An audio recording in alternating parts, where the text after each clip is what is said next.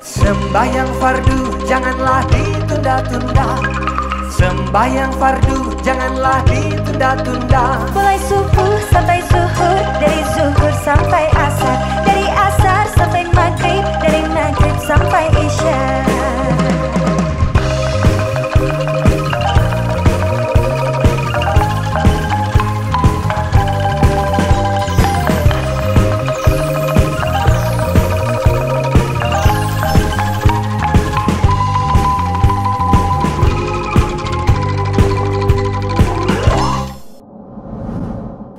Assalamualaikum warahmatullahi wabarakatuh.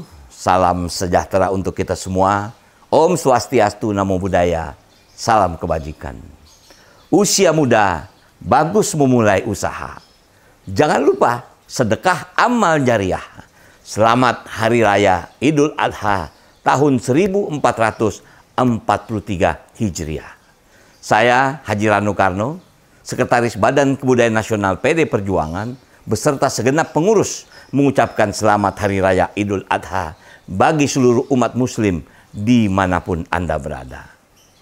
Idul Adha dan pesan kebangsaan, berkorban untuk kemaslahatan bangsa, merupakan tema yang memiliki makna yang dalam, berkaitan erat dengan esensi kita sebagai umat manusia yang harus menjalankan perintah Tuhan, sehingga tercipta hubungan vertikal yang baik dari Tuhan kepada umat manusia.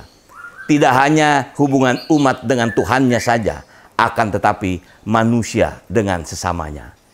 Idul Adha ini diharapkan semakin memupuk semangat berbagi, karena hal tersebut merupakan bukti nyata akan kekuatan sebuah bangsa, sehingga terwujud suatu bangsa yang kuat, bangsa yang saling tolong-menolong, bukan bangsa yang saling merusak antar sesama umat. Semoga hari istimewa ini membawa kedamaian, kebahagiaan, dan kemakmuran bagi kita semua. Wassalamualaikum warahmatullahi wabarakatuh. Merdeka!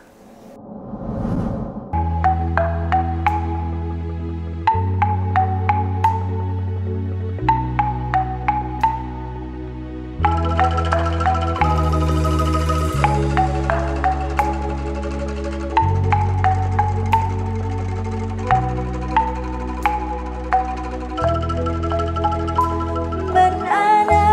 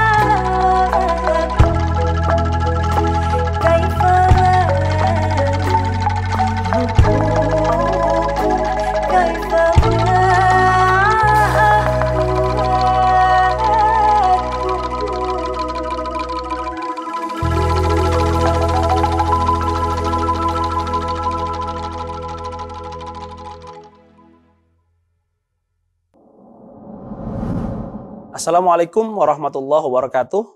Sobat BKN sekalian, alhamdulillah hari ini kami dari Badan Kebudayaan Nasional PDI Perjuangan dapat kembali hadir ke hadapan Sobat BKN sekalian di dalam suasana sukacita perayaan Hari Raya Idul Adha pada tahun ini, tahun 1443 Hijriah. Pada kesempatan ini kita akan berbincang mengenai banyak hal yang terkait dengan Idul Adha. Dengan sebuah tema yang begitu penting, yaitu Idul Adha dan pesan kebangsaan. Berkorban untuk kemaslahatan bangsa.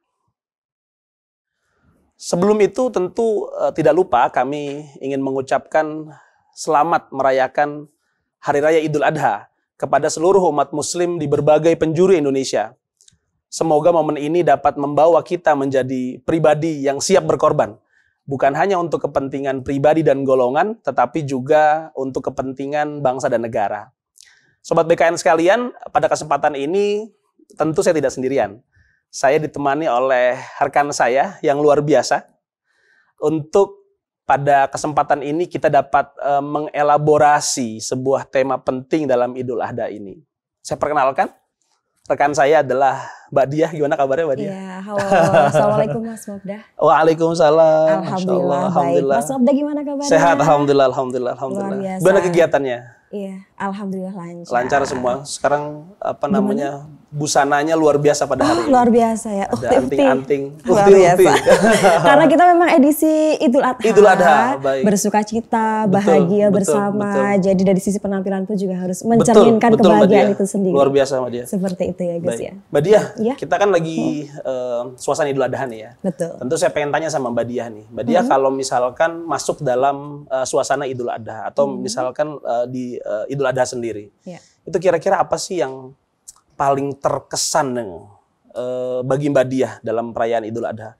Atau kemudian apa sebenarnya makna Idul Adha sendiri bagi Mbak Diah?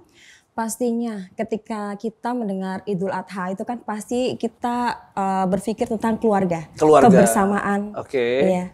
Kebahagiaan, sukacita. Kemudian ini yang paling penting nih. Wah, ini yang memang sangat-sangat menjadi tradisi di negara kita.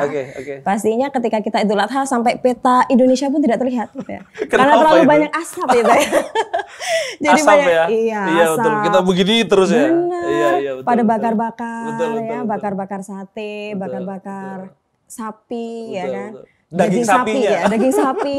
Daging kambing seperti itu. Betul, asal jangan bakar rumah orang. Iya, betul, boleh ya. betul. Jadi yang terkenang ya kita nyate-nyate kumpul keluarga ya. Betul. Itu yang paling penting. Ya. Dan memang Idul Adha ini di Indonesia agak sedikit tradisi yang menarik ya Mbak Diah ya. Soalnya bukan hanya umat muslim sebenarnya yang merayakan Idul Adha.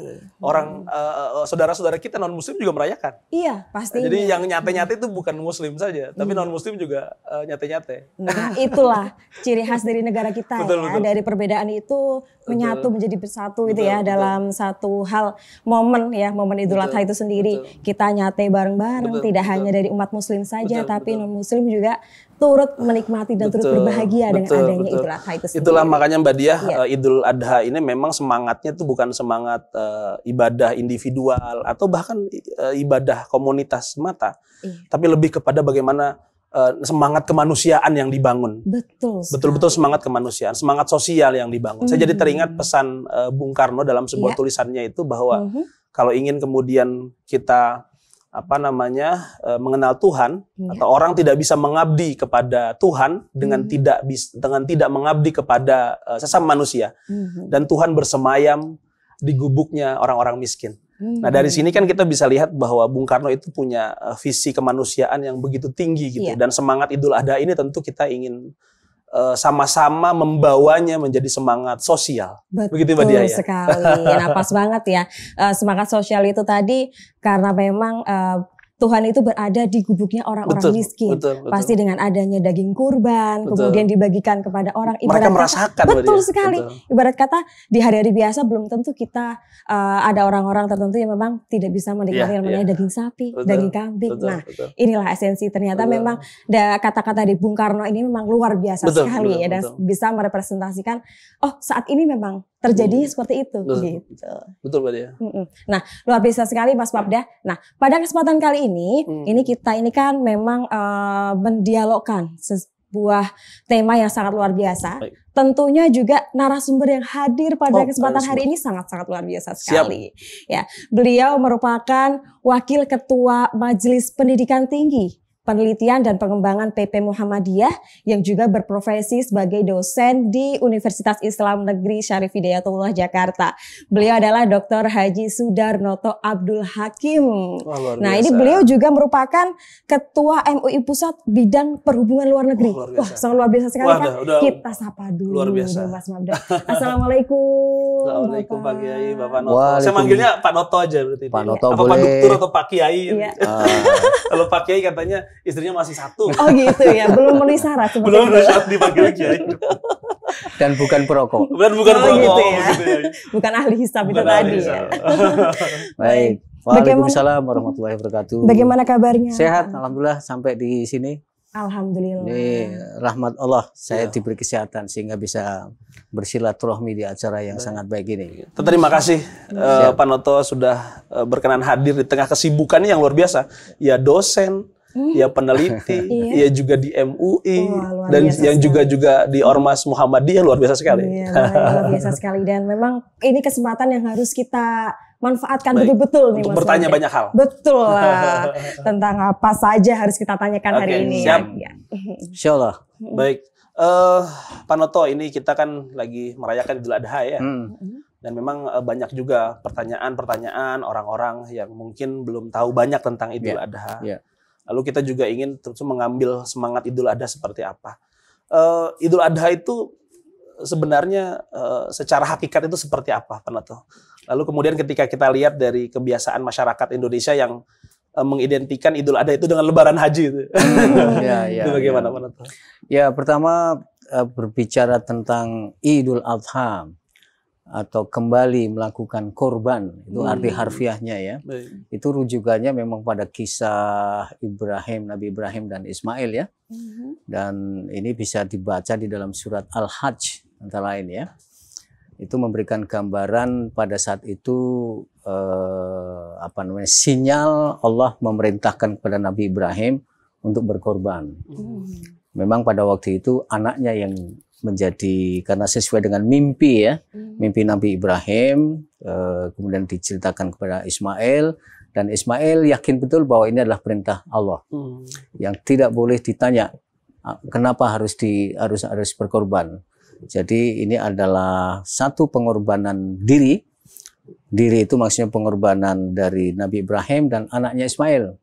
Berserah diri kepada Tuhan dan dilakukan. Dan ini momentum pertama dalam sejarah kurban.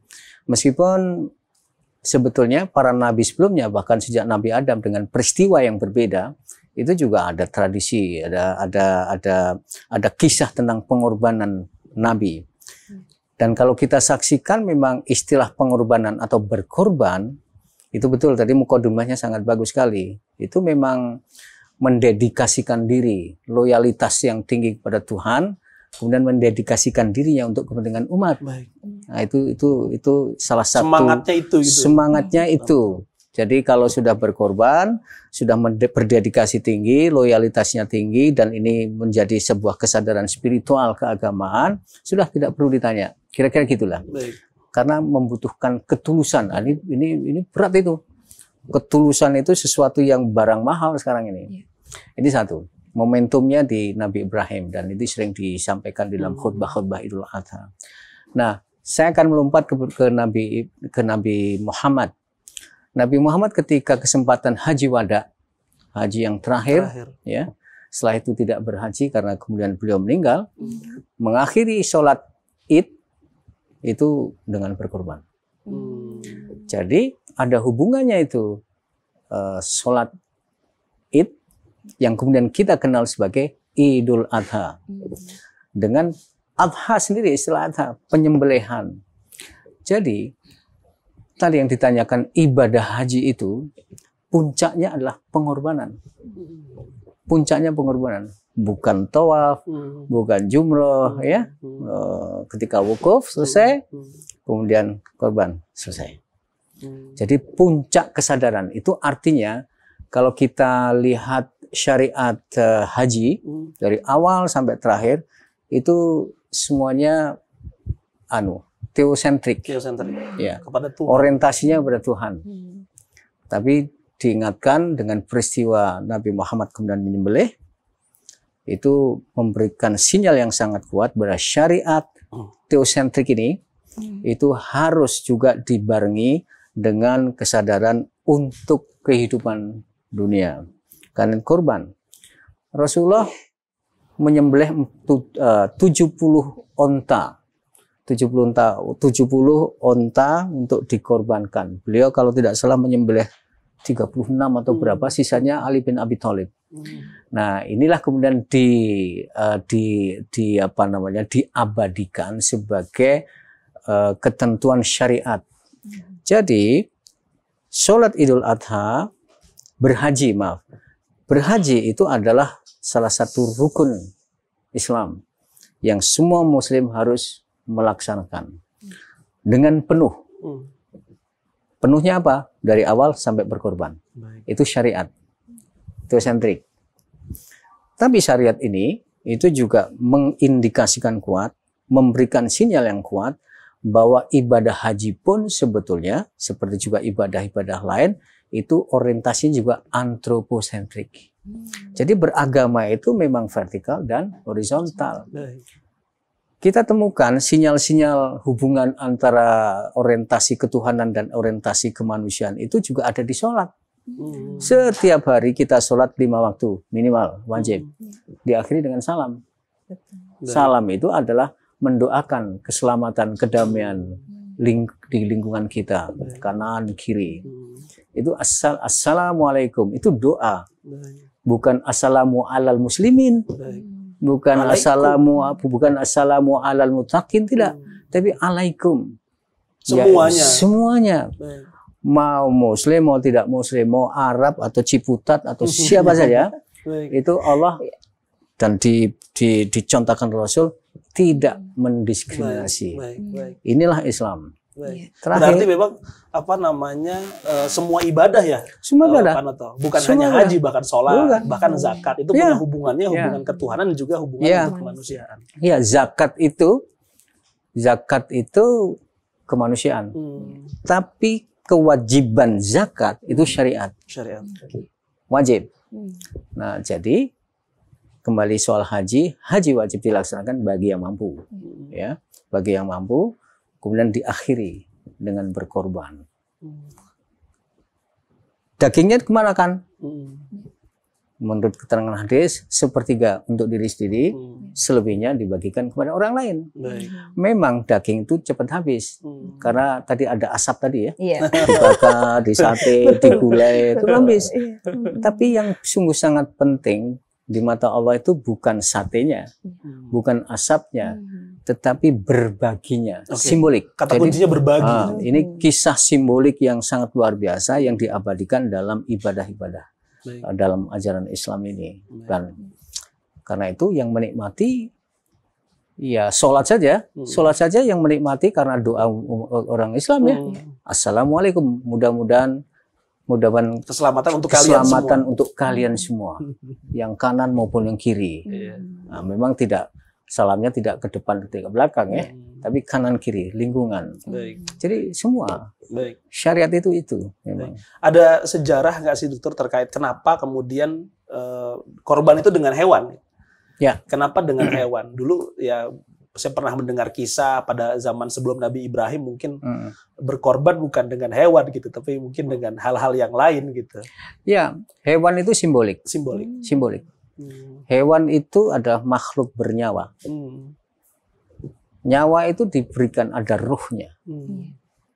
Ada ruhnya. Dan itu satu. Jadi Allah mau mengatakan bahwa Allah menciptakan semua ini termasuk hewan-hewan. Kalau dalam Al-Quran istilahnya bahimatul an'am ya. Itu adalah untuk kepentinganmu. Dan jangan lupa kambing, sapi, kerbau itu tidak sama dengan ayam. Makanya nggak boleh pakai ayam. Nggak boleh pakai ayam. Kenapa? Apa bedanya? Ini terkadang mereka sapi, kerbau, kambing itu, terutama sapi, itu bisa menolong kita. Jadi hubungan-hubungan bisa dibangun hubungan-hubungan seperti itu untuk membajak dan sebagainya, ya. Meskipun memang ada keterangan, jangan berkorban untuk hewan-hewan yang kemudian dimanfaatkan untuk bekerja misalnya, ya. Tapi itu simbolik betul bahwa unta, ya, unta. Orang Arab dulu itu bukti kaya itu bukan dari uang. Sebanyak apa dia punya unta. Orang punya unta 10 berbeda dengan unta 50. Apa pentingnya? Unta ini membutuhkan air, membutuhkan wilayah. Karena itu mencari wilayah di Arab pada waktu itu susahnya bukan main. Dan sering terjadi konflik karena perebutan sumber air. Nah, Islam datang untuk berbagi. Gitu loh, untuk berbagi. Jadi ini bahkan begitu indahnya, begitu pentingnya soal sapi ini. Suratnya ada namanya surat Al-Baqarah. Nggak ada surat ayam. Al-Baqarah. Ada sih binatang-binatang lain ya, laba-laba, nahal, kayak gitu-gitu. Tapi unta dan sejenis, nah, memang berarti semacam simbol prestis, simbol kekayaan. Prestis. Jadi kalau berkorban itu sebenarnya ya bukan, kalau orang kaya raya tidak pantas kalau kambing sebenarnya. Iya. Tapi karena dia punya harta seharusnya lebih dari itu. Betul sekali. Sesuai kemampuan. Bagi ya. mereka, sesuai kemampuan dong. Iya. Karena itu bagi mereka yang tidak punya sapi, kambing dan sebagainya, karena punya uang dia harus beli. Iya. Harus beli. Betul. Nah, dulu ya tidak beli ya. Saya kira ini soal pertukaran ekonomi ya. Tetapi itu adalah kepemilikan. Zaman itu ya orang kaya itu ya punya unta banyak. Mengapa unta banyak kok nggak sapi nggak kerbau? Ya karena memang jarang orang memelihara sapi dan kerbau, gitu. Dan domba. Kisah domba itu banyak, kisah Nabi dengan domba-domba itu. Bahkan beliau pengembala domba. Pengembala domba, Nabi Isa dan hampir semua ya. Ibrahim juga domba kan. Nah itu jadi ada sesuatu yang memang ini berharga tapi kemudian dikorbankan. Memang simboliknya binatang. Nah, tentu saja sumber rujukannya adalah tadi peristiwa Nabi Ibrahim dengan Ismail itu yang kemudian diganti oleh Allah dengan domba. Nah, itu titik awal. Domba dan sejenisnya. Kemudian belakangan sampai Nabi Muhammad juga begitu, onta ya, onta, domba dan sebagainya. Kalau di sini mungkin onta itu hanya di kebun binatang, ya. Dan nggak boleh disembelih di sini. Jadi kalau kita ngambil onta kita masuk penjara. Iya, benar, kena hukum. Jadi nggak bisa masuk ke onta. Kalau Mbak Dia kurban nggak kira-kira? Aduh ya, kurban perasaan. Mbak Dia kalau perasaan. Iya, soalnya gitu ya Pak ya. Soalnya kan terkadang beberapa orang ini ya, ada yang pecinta hewan kayak gitu. Kan terkadang melihat itu, kasihan tahu kenapa sih harus kurban pakai hewan gitu. Kenapa sih harus kurban, harus menyembelih, dan juga mungkin kalau kita merasa sesuai syariat tidak menyakiti hewan. Tapi kalau orang lain melihatnya kadang kok sampai menyakiti hewan seperti itu. Nah, kalau penjelasan dari Pak Noto sendiri seperti ada syariat mungkin Pak Noto terkait dengan hewan itu, proses penyembelihannya. Iya, jadi karena itulah persyaratan memilih hewannya itu juga ketat. Ya, jenis kelaminnya, ya kan nggak boleh asal sembarang jenis kelamin boleh dipotong ya. Bahkan ada yang tidak boleh yang pincang, tidak boleh yang buta. Itu ya, itu satu. Ya, jenis kelamin binatang itu atau kambing, sapi, unta. Yang kedua, tidak sakit. Tidak sakit. Sehat. Orang tahu sehat gimana? Ya kalau sekarang gampang saja kan. Dokter hewan banyak, harus diyakinkan gitu. Jadi hewan yang terbaik. Jangan sakit-sakitan, sakit kulit atau sakit dalam dan sebagainya. Harus fresh. Karena itu memang ini salah satu amanah yang tersirat dalam dalam korban penyembelihan hewan itu sebelum disembelih itu harus dijaga. Ini sesuatu yang sangat penting, memberikan perhatian selama ini, memberikan makan atau makan dengan sesama orang. Tapi kepedulian terhadap hewan ini juga sungguh sangat penting. Jangan sampai kemudian dia sakit, kemudian dibiarkan. Kalau sakit ya nggak boleh gitu. Apakah bahkan kuku, sakit kuku, katanya kalau sakit kuku hewan itu beda dengan sakit kuku kita. Kalau sakit kaki kita kan terkadang ini anunya ya, tapi cepat sembuh. Kalau sakit kukunya hewan itu bisa meremen, bahasa Jawa ini meremen kemana-mana. Karena memang harus dicek betul, matanya, telinganya, mulutnya, semua anggota tubuh harus diyakinkan betul. Malah sekarang ada PMK katanya. Ya, apalagi ada PMK. Karena itu kebersihan, kesehatan menjadi sungguh sangat penting. Ini menjadi salah satu persyaratan hewannya halal, ya, hewannya halal. Tapi ketika disembelih saat berpenyakit, itu maka menjadi hilang kehalalannya. Jadi memang tidak sembarangan, tidak sembarangan. Ya mungkin bagi orang-orang yang mencintai hewan mungkin punya perasaan begitu. Tetapi jangan lupa pengorbanan itu adalah memberikan sesuatu yang kita cintai. Bung Karno, coba. Kalau dia mau selfish, ngapain juga pergi ke sana kemari, bahkan dia ditangkap.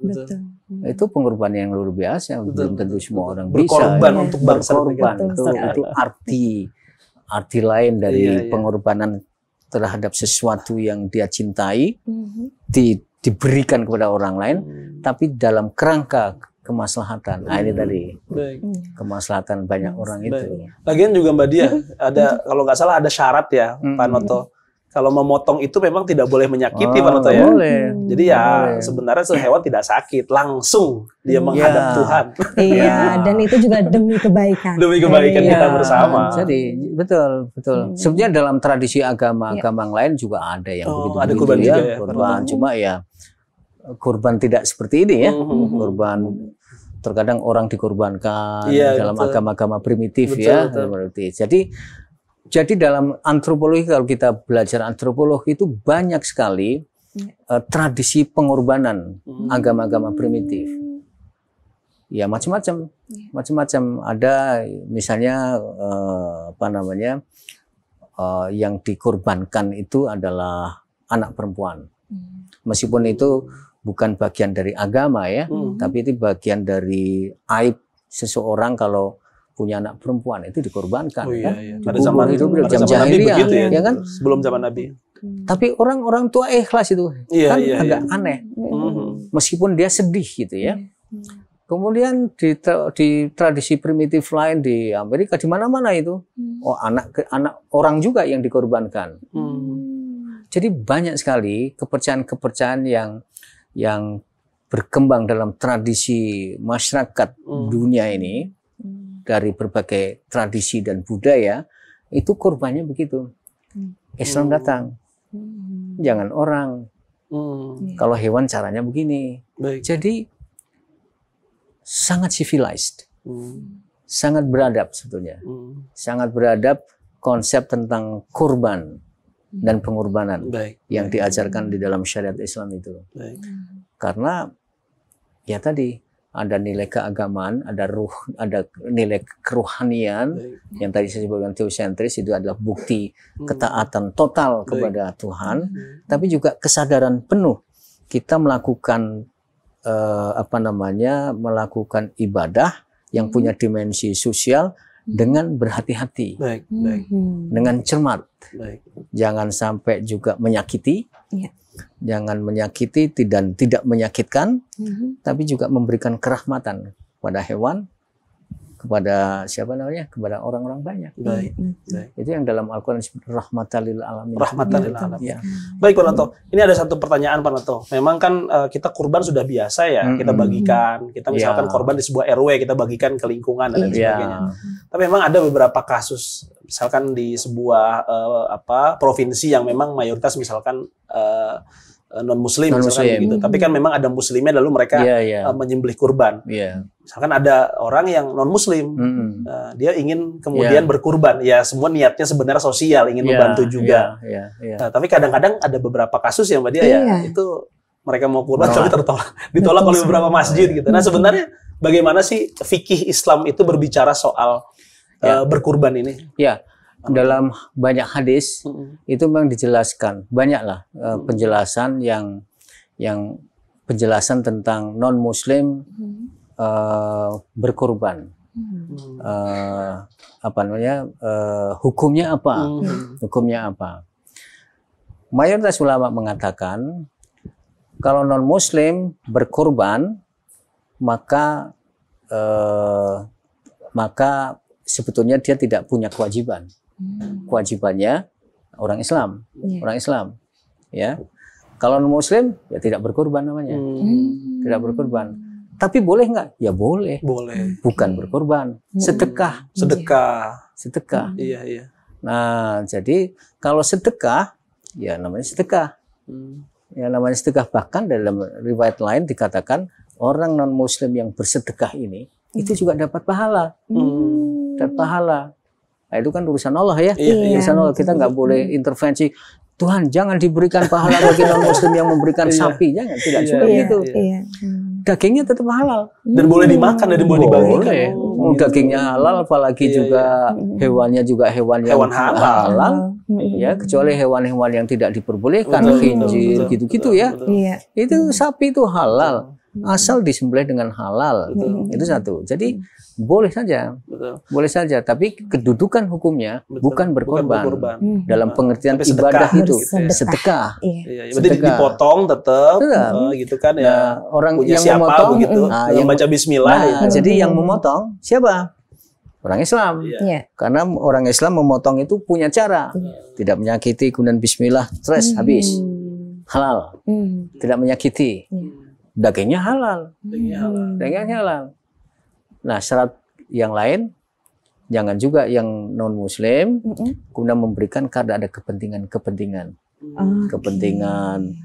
apa yang kemudian merugikan umat, gitu loh. Kan sering ada kisah ya, ada cerita fakta-fakta yang menunjukkan bahwa ada kelompok masyarakat agama tertentu misalnya yang berderma ya. Tapi kemudian dia menarik orang, kamu masuk agama saya aja. Karena ada, karena ada begitu ya. Tetap menjaga. Jadi tidak punya kepentingan apapun selain memang yang untuk kebaikan sosial. Iya. Jadi menjaga itu penting, apalagi kaitannya dengan soal agama. Menghormati pada orang yang beragama lain itu adalah syariat. Kalau di dalam maqasidus syariah, tujuan ditetapkan syariah itu salah satu tujuan penting itu adalah hifdzuddin, menjaga agama. Jadi semua orang harus menjaga agama. Saya Muslim, saya harus menjaga. Tapi kalau tetangga saya non Muslim, dia harus menjaga juga. Gitu loh. Minimal menjaga agamanya masing-masing. Itu artinya orang yang beragama apapun nggak boleh menistakan, nggak boleh kemudian punya tujuan-tujuan tertentu untuk merusak komunitas agama lain. Nah, jadi kembali kepada tadi, itu tadi syaratnya memang ketulusan. Ya tulus memang di sini. Tapi kan kelihatan lah ya, kelihatan bisa dibaca orang yang punya agenda tertentu, apalagi misalnya untuk merusak, gitu kan ketahuan. Jadi halal saja, halal dengan catatan-catatan itu. Baik. Nah itu berarti memang harus dihimbau nih bagi teman-teman di daerah, karena memang terkadang masih pada berpikir nggak boleh, haram dan lain sebagainya. Iya, berarti memang diterima dong. Betul. Iya, sebagai sebuah bentuk kebaikan diterima sama dia. Selagi itu mereka memang tulus, ikhlas, berniat baik. Karena memang melihat sekelilingnya, oh ya ini kayaknya lebih baik dan lebih bermanfaat kalau memang dialihkan untuk hewan kurban, kenapa enggak? Mungkin memang sana istilahnya berkurban, tapi kita menerimanya sebagai sedekah. Seperti itu. Ya, jadi memang harus ada literasi ya, istilah kurban. Kurban itu kan bukan kurban kayak bahasa kita. Wah saya kena kurban ini, bukan itu ya. Dedikasi yang punya muatan syariah. Jadi kalau orang non Muslim menyerahkan sapi, kambing dan lain sebagainya yang jenis itu bukan kurban. Jatuhnya sedekah. Kalau umat Islam menyembelih sapi pada hari nahar itu kurban. Menggugurkan kewajiban dia, kesunahan dia. Tapi kalau orang Muslim menyembelih, membagi-bagi daging kurban di luar Yaumun Nahar, bukan kurban. Bukan kurban juga ya? Bukan. Oke, akikah gitu ya. Bukan kurban. Berarti cuma dalam 10 Zulhijjah, 11, 12, 13. Di luar itu bukan kurban. Baik. Jadi kurban itu ya pada hari-hari itu. Baik. Gitu. Makanya disebut Idul Adha. Idul Adha. Itu kan terus kembali melakukan tradisi kebiasaan Adha, memotong. Baik. Nah, kalau di bulan Idul Syawal ya bukan kurban lagi, sedekah. Berpahala ya insya Allah bersedekah. Baik. Iya. Nah kalau itu kan tadi memang orang mampu non Islam tapi ingin ikut berkurban atau bersedekah. Nah kalau misal gini ya, apakah ada di fikih Islam itu yang mengatur tentang pengorbanan lain yang bisa dilakukan oleh seorang muslim agar ia juga dapat memiliki derajat kebaikan di sisi Allah, Pak? Oh banyak. Kalau soal derajat muslim itu pertama ya harus bertakwa benar-benar, gitu loh. Harus bertakwa benar-benar, beriman betul-betul. Bertakwa benar itu yang melaksanakan ibadah, sholat, semua rukun-rukun Islam itu dilaksanakan. Kalau ada orang yang mengatakan dirinya sebagai orang Islam tetapi tidak melaksanakan ibadah mahdah istilahnya, ibadah-ibadah yang kaitannya dengan Tuhan ya nggak bisa. Meskipun dia berkorban sampai kapanpun juga ya nilai kesempurnaannya tidak tercapai. Nah dalam ayat Al-Quran malah disebutkan orang yang diangkat derajatnya itu beriman, berilmu. Nah, nilai lagi, bukan kurban gitu loh. Kurban iya, tapi kewajiban seorang muslim itu harus berilmu. Baik. Yarfa'illahu alladziina aamanu minkum walladzina utul ilma darajah. Orang akan memberikan diangkat derajatnya. Siapa? Orang beriman dan berilmu. Baik. Karena itu pesan kuatnya orang Islam jangan bodoh. Baik. Kalau orang Islam bodoh akan dibodoh-bodohin. Baik.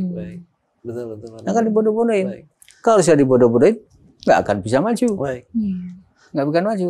Nah karena itu perjuangan untuk membangun orang masyarakat banyak atau konteks kita ya, membangun pendidikan bagi masyarakat itu adalah kewajiban kebangsaan sekaligus kewajiban Islam agama. Nggak boleh ada orang Islam yang bodoh diperbodohi dan pasti akan miskin. Miskin intelektual, miskin spiritual, miskin ekonomi, miskin sosial, terpinggirkan dia. Berarti makna pengorbanan sebenarnya banyak, bukan hanya sembelihan saja. Pengorbanan untuk pendidikan, untuk sosial, untuk apapun ya. Pendidikan itu butuh dedikasi. Bukan bekerja dalam pengertian teknikal. Gitu. Kalau dalam ajaran Islam, ya dimanapun sebetulnya ya, tidak teknikal, tapi ada soal Tuhan di sini, ada soal Tuhan di sini. Ya antara membangun kemaslahatan. Karena itu ya biasanya orang ya Bismillah, itu nilai spiritual yang sangat penting. Jadi kembali ke pertanyaan tadi Mbak. Jadi selain berkorban hewan, tentu infak, sedekah, zakat itu juga bagian dari manifestasi seseorang Muslim untuk memberikan kepada orang lain. Baik. Meskipun sedikit, kalau sedekah meskipun sedikit ya. Sedikit enggak apa-apa, tapi kalau zakat kan ada ketentuannya. Betul. Zakat itu ya bermacam-macam bentuknya. Itu harus dengan ketulusan juga. Ketulusan itu ya kalau dalam bahasa kita yaitu bagian dari pengorbanan. Tapi sebenarnya artinya itu berdedikasi, loyal, mengerti betul bahwa dengan memberikan zakat itu berarti pesan moral Allah yang tercantum di dalam Al-Quran maupun dicontohkan Nabi itu bisa tersampaikan gitu. Baik. Menurut sebenarnya saya masih penasaran dengan tema tadi terkait dengan kurban non Muslim begitu. Ya. Tapi minum dulu Pak, silakan. Makasih. Silakan. Badi, ayo dong Badi. Kita tadi ngobrol tapi kemudian belum minum ini. Baik. Pak Noto ini terkait dengan kurban ya, kan sudah hewan dipotong-potong nih, dibagikan dagingnya gitu. Nah, pertanyaan mendasarnya daging itu kemudian didistribusikan kan. Ya. Nah, tentu masyarakat kita kan plural, ada muslim non muslim. Apakah kemudian daging kurban itu boleh dibagikan kepada non muslim? Boleh. Boleh. Boleh. Oh gitu. Jadi kemudian tidak masalah ya. Misalkan dalam satu RW di sana ada muslim non muslim, ada yang Hindu, ada yang Buddha gitu. Jadi sama-sama merayakan kebahagiaan bersama. Baik, sama baik. Dengan assalamualaikum. Ya. Jangan dirubah assalamu alal muttaqin. Wah, assalamu alal muslimin, Pak. Ya. Atau secara khusus assalamu alal jamaah masjid al muhajirin ya. Jadi harus semuanya. Itu rahmatan lil alamin. Baik. Jadi misi kenabian itu kan ya rahmatan lil alamin yang harus diikuti secara terus-menerus. Itu yang sering orang bilang sebagai prophetic mission. Baik. Bangsa ini adalah bangsa yang menurut saya dalam perspektif Islam itu ya mengemban prophetic mission. Baik. Ini luar biasa perbincangan ya Mbak Diah ya. Betul Tapi sebelum sekali. ini mungkin kita break dulu. Betul sekali.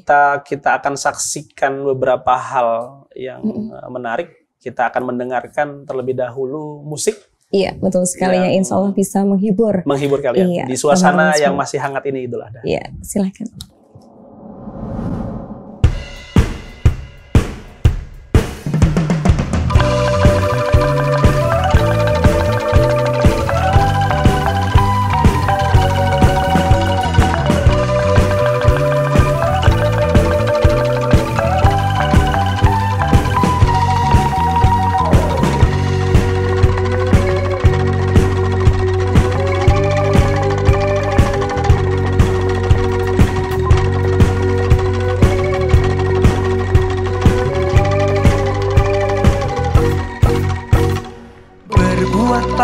Janganlah ditunda-tunda.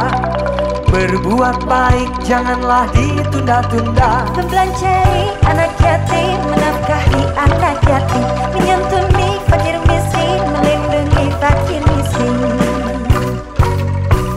Sembahyang fardu janganlah ditunda-tunda.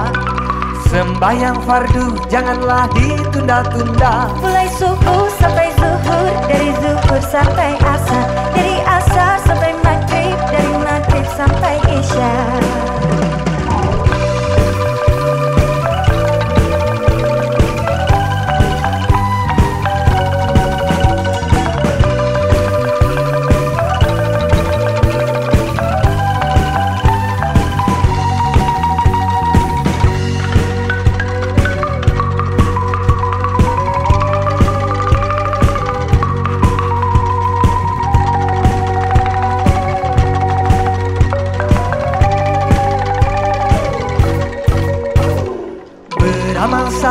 Janganlah ditunda-tunda. Beramal saleh janganlah ditunda-tunda. Menuntut ilmu yang tekun, menuntut ilmu yang gigih, mencari rizki yang halal, mencari nafkah yang halal. Beramar ma'ruf janganlah ditunda-tunda. Beramar ma'ruf janganlah ditunda-tunda. Menghapus kemusyrikan, menghapus kemusyrikan, menyampaikan kebenaran, menyampaikan kebenaran.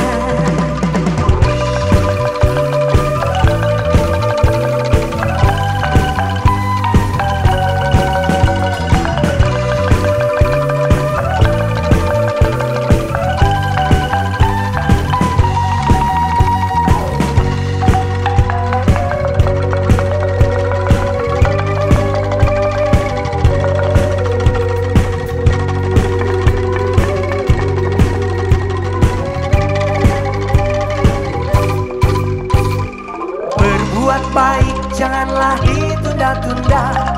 Berbuat baik janganlah ditunda-tunda. Membelanjai anak yatim, menafkahi anak yatim, menyantuni fakir miskin, melindungi fakir miskin. Sembahyang fardu janganlah ditunda-tunda. Sembahyang fardu janganlah ditunda-tunda. Mulai subuh sampai zuhur, dari zuhur sampai asar, dari asar sampai maghrib, dari maghrib sampai isya.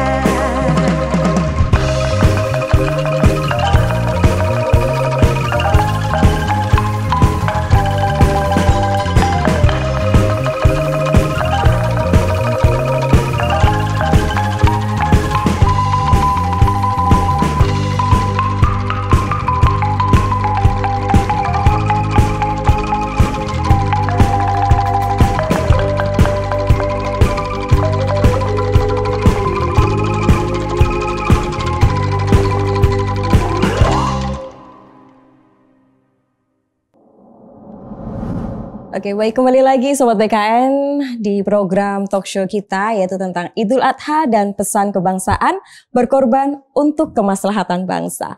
Nah, sangat luar biasa sekali tadi perbincangan kita ya Mas Mabda ya pada kesempatan hari ini. Banyak membuka perspektif tentunya. Iya, sangat luar biasa sekali. Tadi sudah dibahas tentang esensi dari kurban itu sendiri seperti apa, Idul Adha seperti apa, dan juga permasalahan-permasalahan di sosial, di kehidupan masyarakat proses distribusi, kita. Proses apa sih? Iya, sangat luar biasa sekali dan sudah terjawab oleh narasumber kita pada kesempatan hari ini.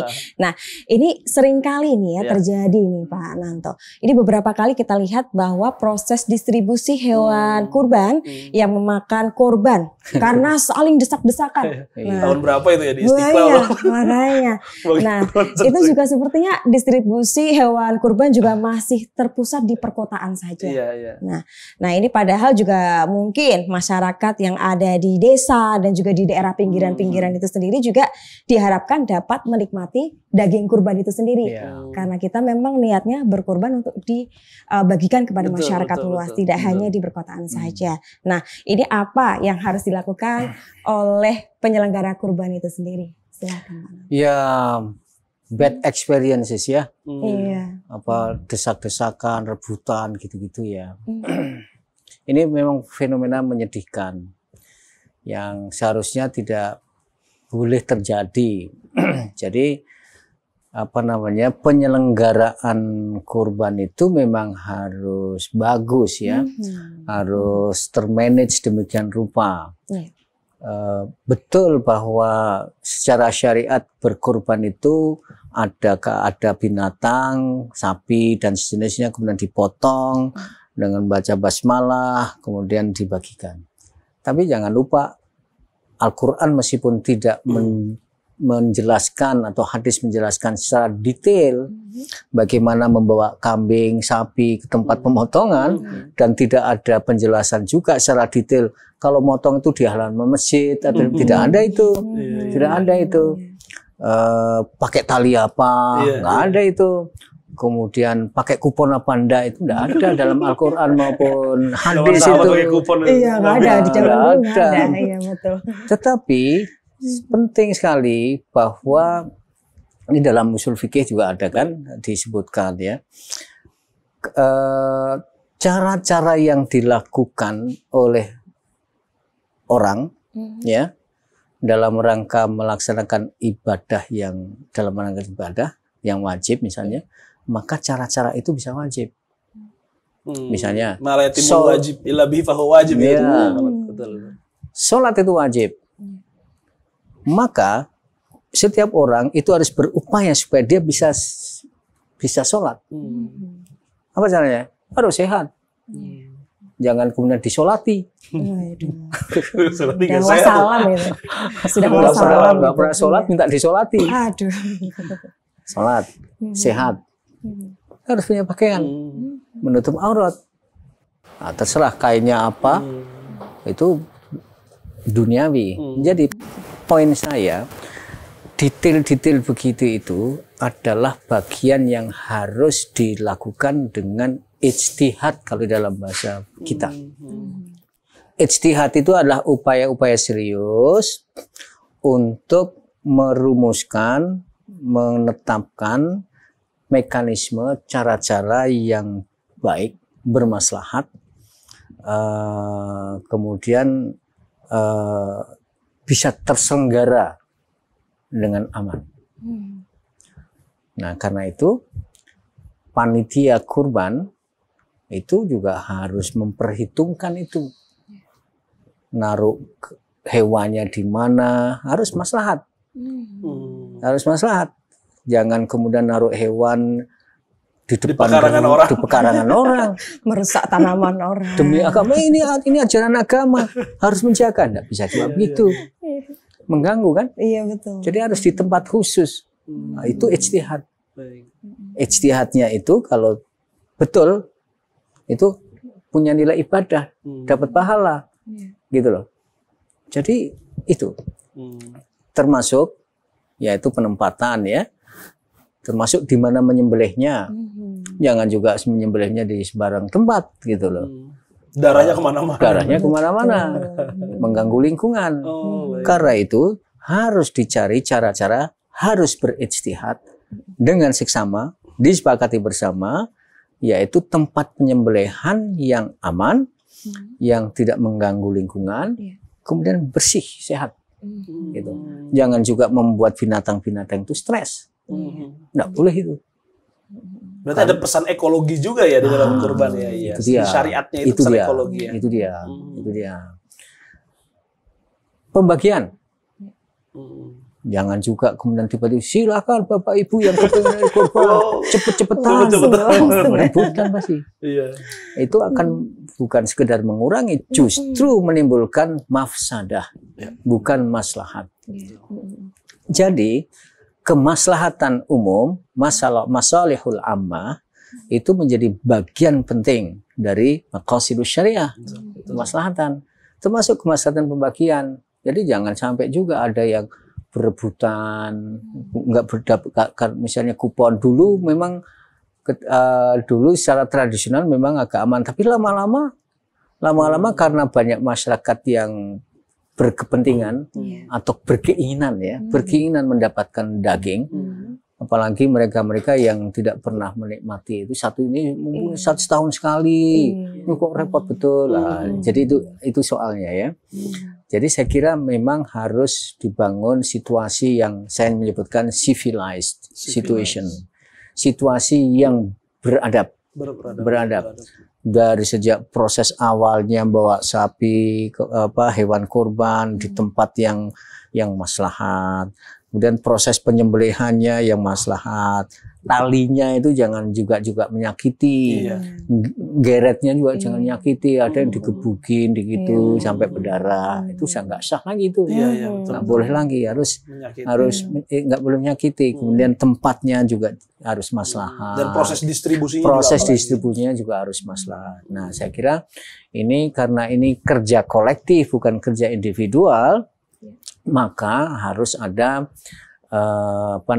satu badan, apakah itu panitia atau mungkin RW atau mungkin juga pemerintah yang harus memfasilitasi pengaturan distribusi itu. Yang sekarang ini sudah mulai menjadi tren pemotongan di tempat pemotongan yang sudah tersedia, kemudian langsung dikalengkan. Lebih kalengkan, jadi lebih awet gitu ya. Awet, dikalengkan dengan jumlah yang baik lah ya, baik ya. Itu sudah banyak pengalaman begitu. Jadi bahkan Muhammadiyah mungkin punya sudah ada sebelumnya. Awal-awal Muhammadiyah yang menginisiasi di Jawa Timur. Jawa Timur. Berapapun itu bekerja sama dengan tempat penyembelihan dan pengalengan gitu. Nah, jadi akhirnya distribusinya lebih maslahat. Bukan hanya di sebuah kota, tapi bisa di berbagai kota begitu. Dan mereka punya data. Gitu loh. Jadi database penerima atau calon penerima daging kurban itu sudah punya. Baik. Pentingkah itu? Sangat penting. Karena, nah ini karenanya ini banyak orang yang karena satu dan lain hal agak nakal.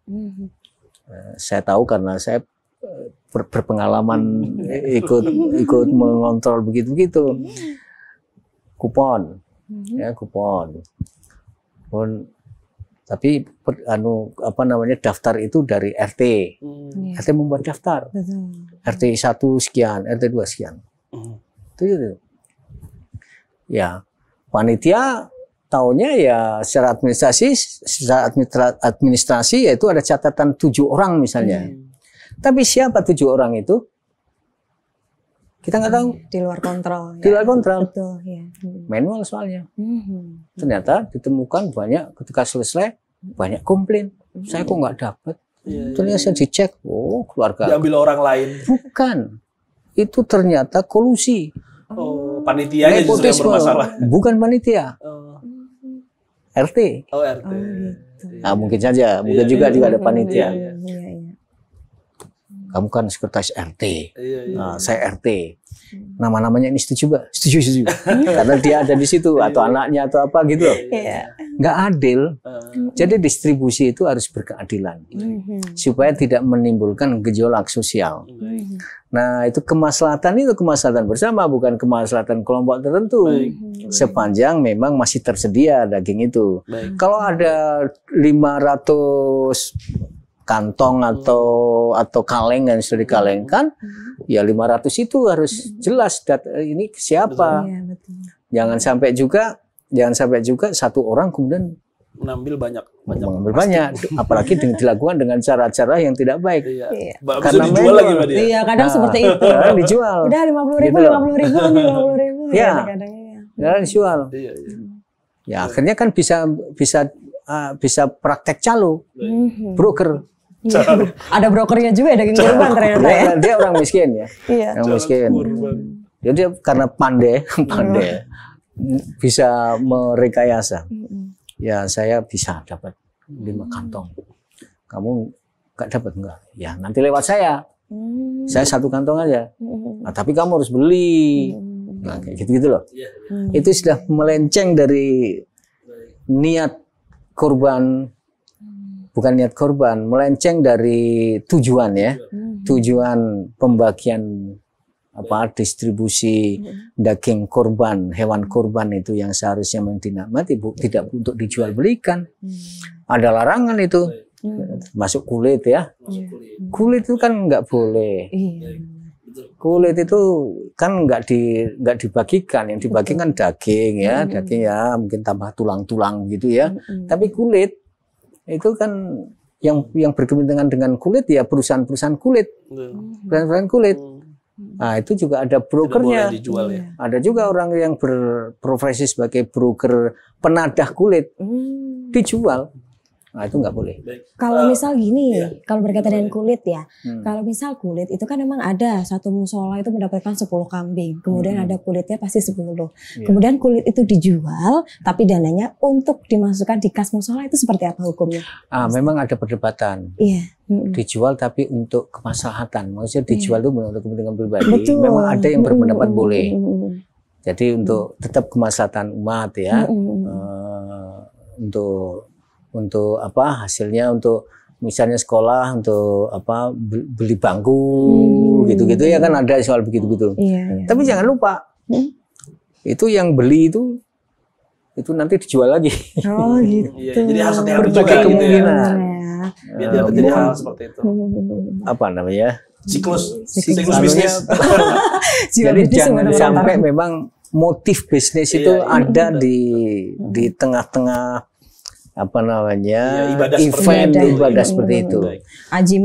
Saya juga pengen nanya terkait tujuan. Tadi kan ini kan menurut tujuan.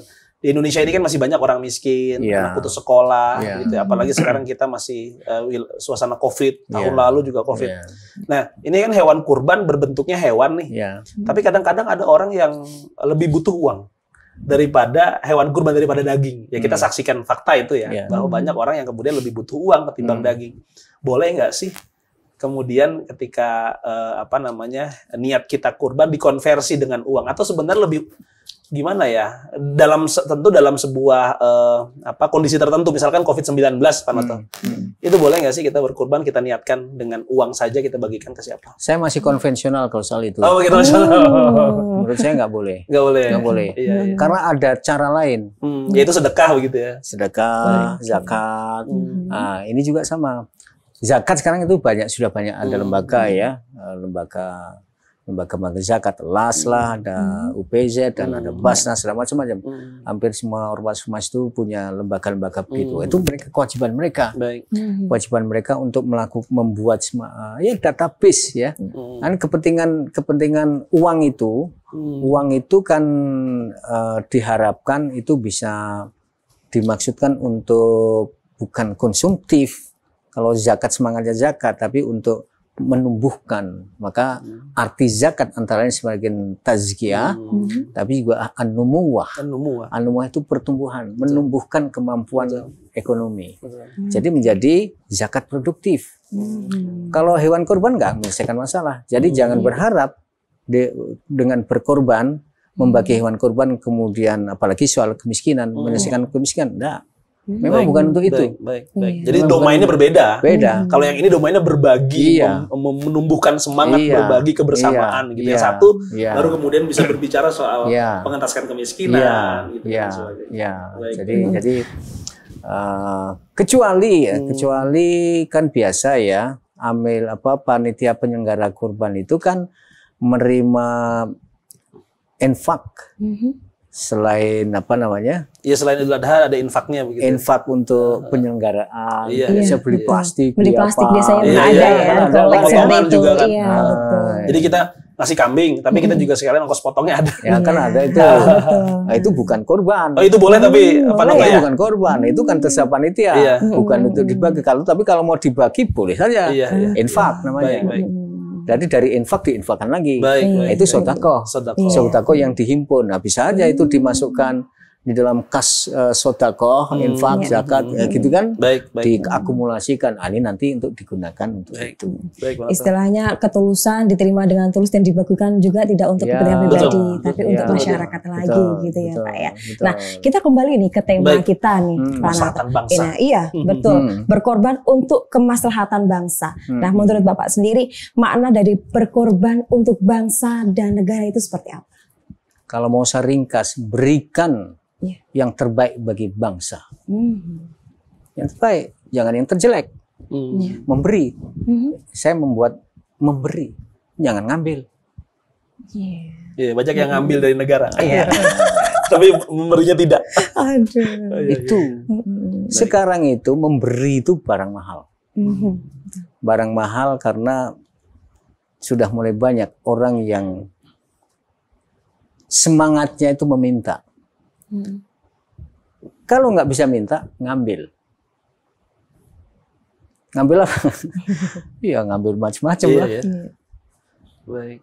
Jadi korupsi, ya, atakasur itu menumpuk kekayaan, ya, menjadi hedonis, egosentrik, gitu ya.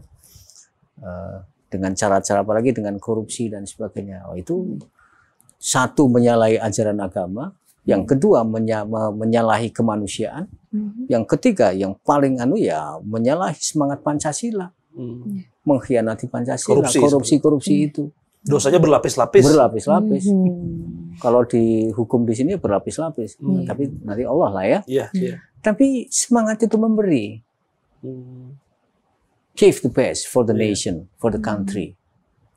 Soekarno itu memberi.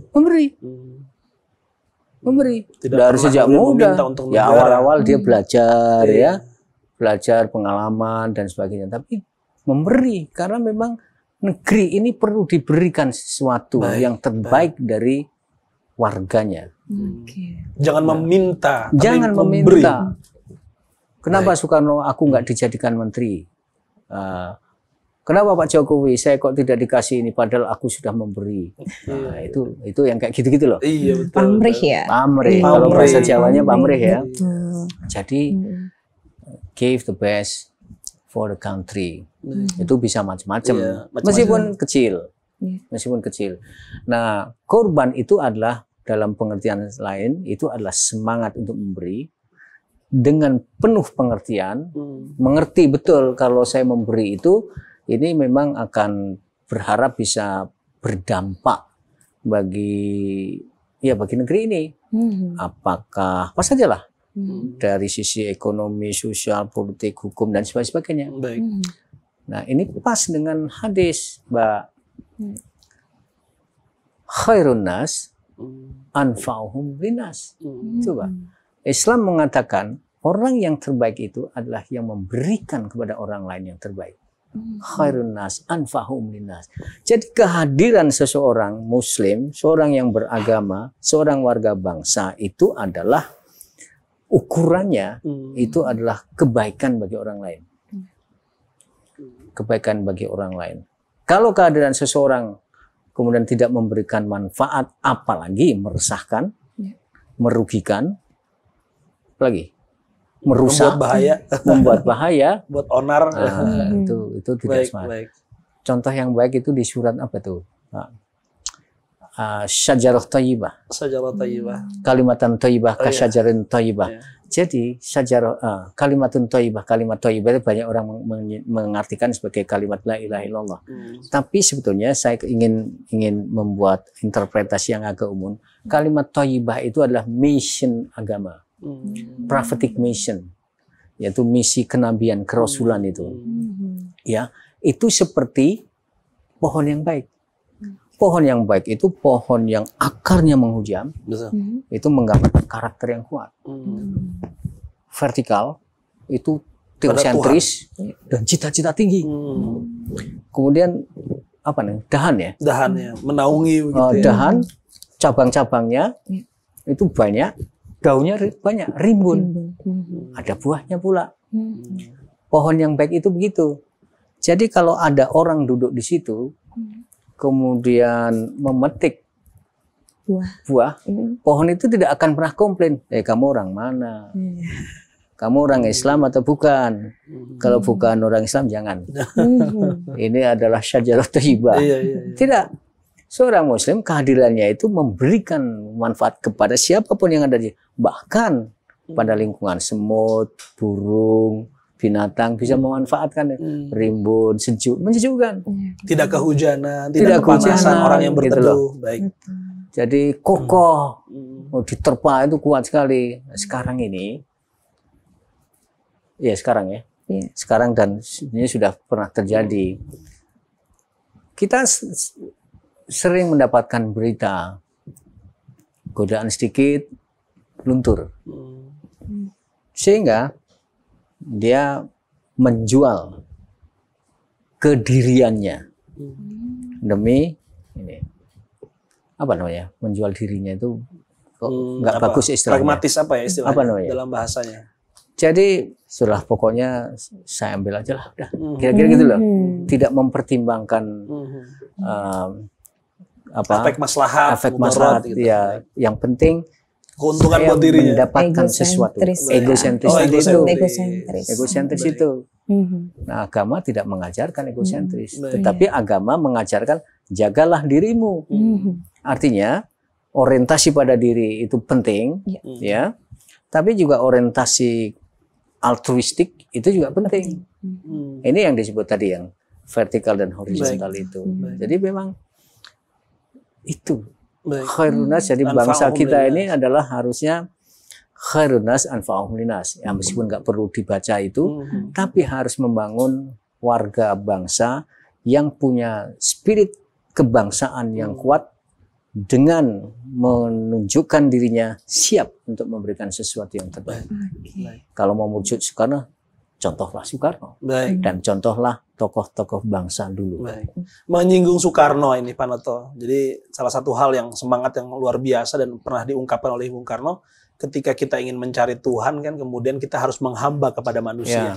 Bahkan Bung Karno katakan Tuhan itu bersemayam di gubuknya orang-orang miskin. Nah, itu bagaimana semangat itu bisa ditafsirkan? Itu semangat ungkapan Bung Karno itu saya kira memang sangat historis sekali. Karena dia saksikan, dia menyebut marhen. Dia saksikan betul masih banyak warga kita seperti marhen. Marhen itu banyak betul. Berarti memang ada ketimpangan, ada ketidakadilan. Semangatnya adalah persemayaman Tuhan di gubuk-gubuk orang miskin itu, semangatnya adalah keadilan. Keadilan. Wong Tuhan saja mau kok di gubuk-gubuk, kok kamu nggak mau. Kira-kira gitu loh. Sindiran yang sangat luar biasa. Tapi kan ada orang juga yang nggak merasa tersindir. Wah, itu kan Tuhan kan beda dengan aku. Nah ini persoalannya. Jadi saya kira spirit, dan itu yang kemudian dibuktikan oleh Bung Karno dalam sejarah perjalanannya sampai akhir itu kan ya membela rakyat. Ini ya, kemudian diabadikan di dalam Pancasila itu kan kerakyatan yang adil dan beradab. Kerakyatan yang adil. ternyata nggak cukup hanya adil saja, harus beradab. Yang tadi saya sebutkan civilized, itu loh, itu agama sekali. Agama sekali, bukan kok agama sekali, itulah misi agama gitu. Jadi kalau ketimpangan itu ketidakadilan, ketimpangan itu problem struktur. Maksud saya memang harus dibangun sebuah pemerintahan yang clean, yang good, yang punya dedikasi sebagai, kalau bahasa Majelis Ulama, sebagai khadimul ummah. Sebagai khadimul ummah, pelayan, servant, to serve the people, to serve the best for the people. Karena itu pelayanan publik yang dilakukan pemerintah harus bagus, harus tidak boleh diskriminasi. Jangan juga memanfaatkan pelayanan itu kemudian untuk melayani diri sendiri.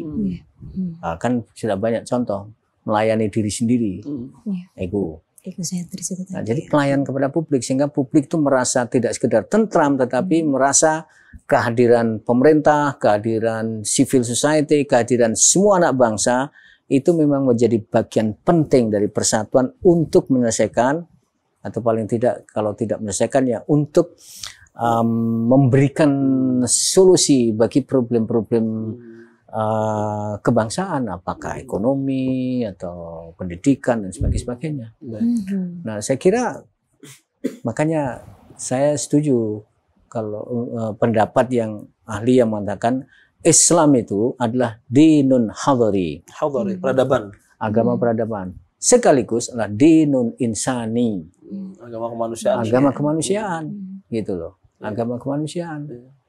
Dan kalau ingin kemudian beragama berarti juga salah satunya mementingkan hal-hal yang sosial, salah satunya orang miskin. Karena itu juga diperhatikan. Betul. Karena itu pakai bahasa Arab lagi ya. LC. Ngerti. Nanti terjemahkan. Karena itu orang Islam khususnya itu harus punya komitmen untuk harokah hadari, melakukan gerakan peradaban, lewat pendidikan, macam-macam ya, membangun ekonomi gitu.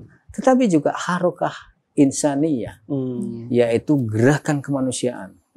Karena itu filantropi itu menjadi penting, membantu pemerintah. Pemerintah punya kewajiban to serve the people, ya, dengan kebijakan publik yang berkeadilan dan sebagainya untuk kemaslahatan umum. Tapi masyarakat non pemerintah, non government organization atau civil society atau siapapun yang ada di situ, itu juga punya kewajiban juga, punya tugas juga untuk menggerakkan agama supaya benar-benar hidup terasa bagi kemanusiaan gitu loh. Jadi membela kemanusiaan itu salah satu misi fundamental Islam. Nabi Muhammad wahyu merdekakan budak. Karena perbudakan itu adalah menghancurkan kedaulatan orang, martabat, sekaligus kemanusiaan. Tapi Islam kemudian merdekakan. Jadi kiblat utamanya kemanusiaan sebenarnya Pak Anto ya. Iya, bahkan saya pernah ada sebuah statement itu al-insani itu qoblat tadayun katanya. Kemanusiaan sebelum keberagamaan. Nah, untuk mengatakan pentingnya kemanusiaan. Dan memang gini, Tuhan itu ngapain ya menurunkan agama? Mohon maaf kalau ditanya Tuhan dapat apa? Ya Tuhan nggak punya pretensi dapat apa-apa. Kamu mau sholat mau enggak, saya nggak rugi, nggak mengurangi arti saya, nggak mengurangi kemuliaan Tuhan. Nggak mengurangi kemuliaan Tuhan. Berbeda kalau ada orang yang butuh dihormati. Kalau orang butuh kehormatan, itu membutuhkan kehadiran orang lain. Kalau orang lain nggak hadir, mana yang nggak ada yang hormat ke saya? Iya betul. Sakit gitu loh. Itu manusia. Ya, kemanusiaan yang agak berbeda ya. Jadi pandangan kemanusiaan atau humanisme tanda kutip saya yang menyebutkan sekuler itu begitu. Itu lebih mementingkan pada aspek kemanusiaan duniawi. Sehingga status sosial menjadi penting, dihormati orang menjadi penting, macam-macam gitu ya. Tuhan tidak. Kamu mau sholat mau enggak, mau menentang saya nggak berkepentingan. Saya itu berikan ini semuanya. Memberi. Allah sejak awal itu memberi, bukan meminta. Gitu loh. Memberi. Nih, sebuah saya beri agama.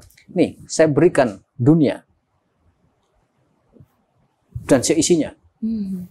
Lihat ada langit, lihat ada bintang, lihat ada domba, lihat ada ini. Ini untuk kamu semua. Karena aku maha kaya. Aku nggak butuh semua itu. Masalahnya kamu bisa nggak memanfaatkan itu? Bisa nggak? Mau nggak kamu memanfaatkan ajaran agama? Kalau tidak, kamu rugi sendiri. Kalau kamu nggak ambil itu, air itu, kamu rugi sendiri. Kalau kamu mengabaikan apa yang aku berikan di dunia ini, kamu akan rugi sendiri. Nah, itu intinya.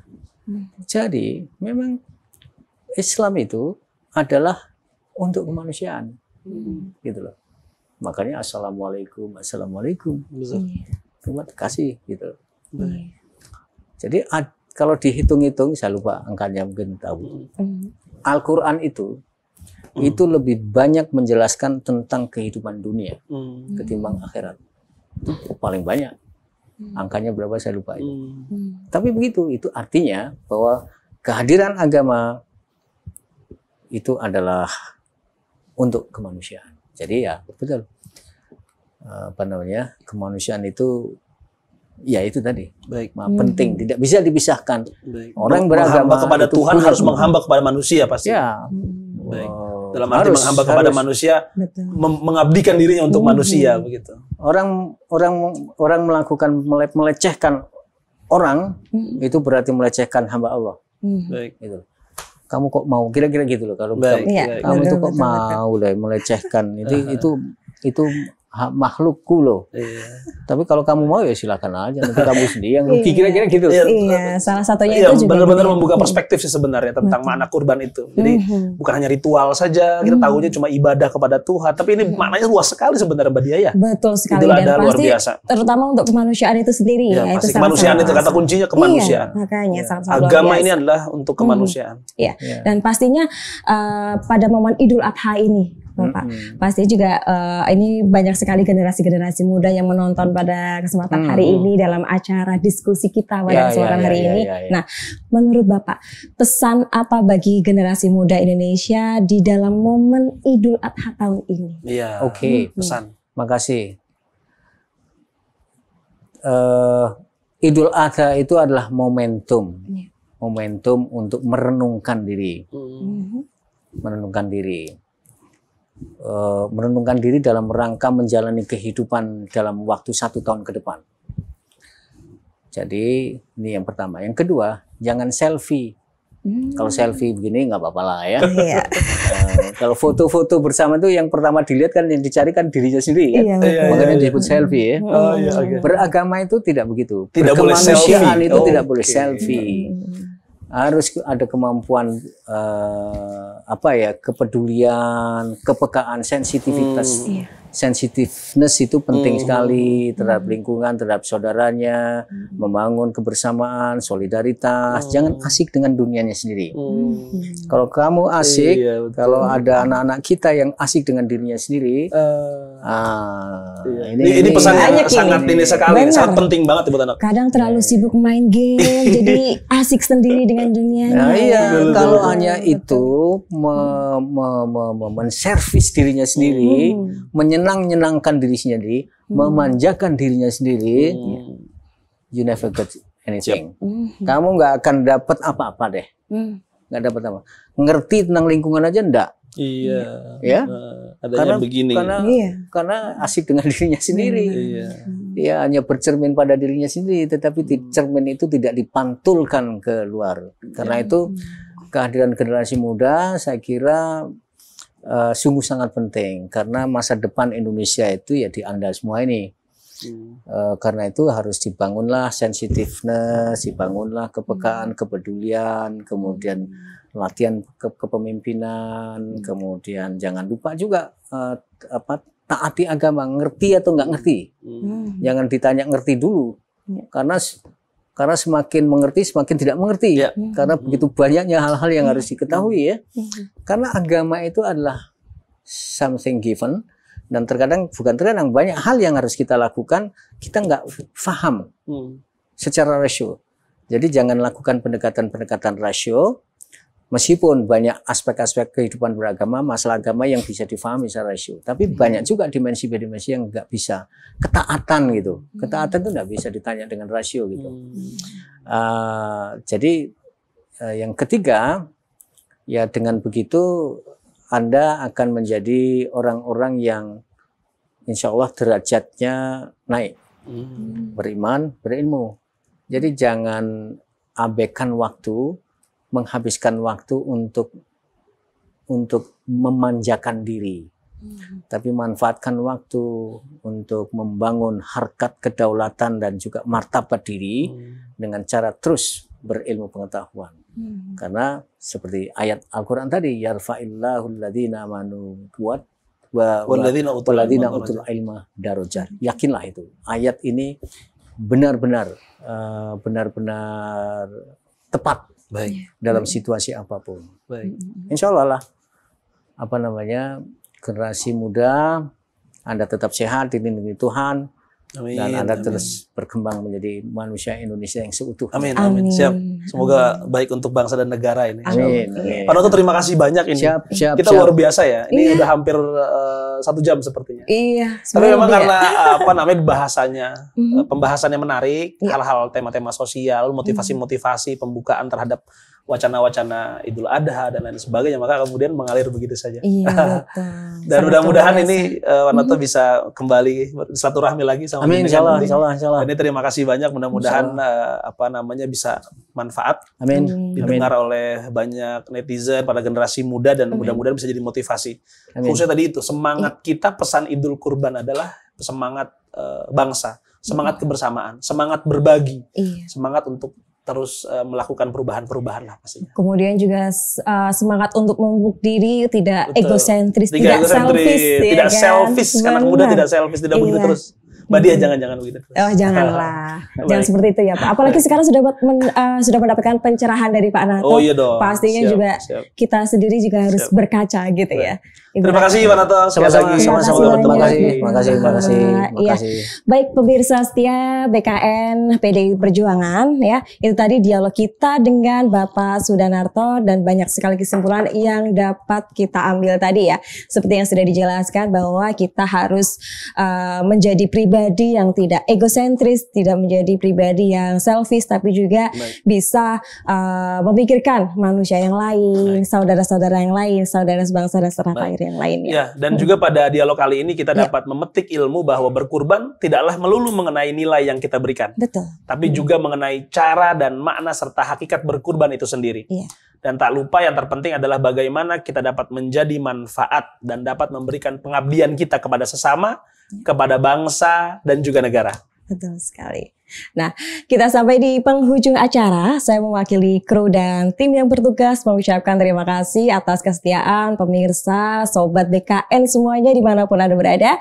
Dan jangan lupa terus membagikan konten kita ini, share sebanyak-banyaknya, subscribe dan sertakan komen Anda semua demi kemajuan kita bersama. Akhirul kata, wassalamualaikum warahmatullahi wabarakatuh.